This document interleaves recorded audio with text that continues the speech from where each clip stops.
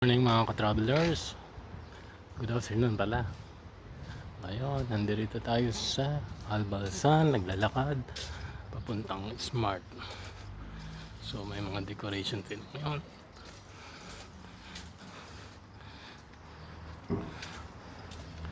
Decor.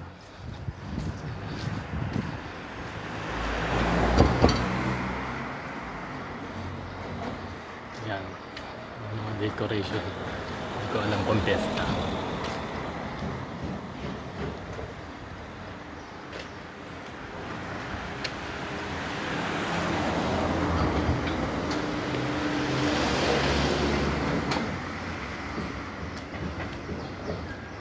Ayan, bilihan ng manok, poultry product. So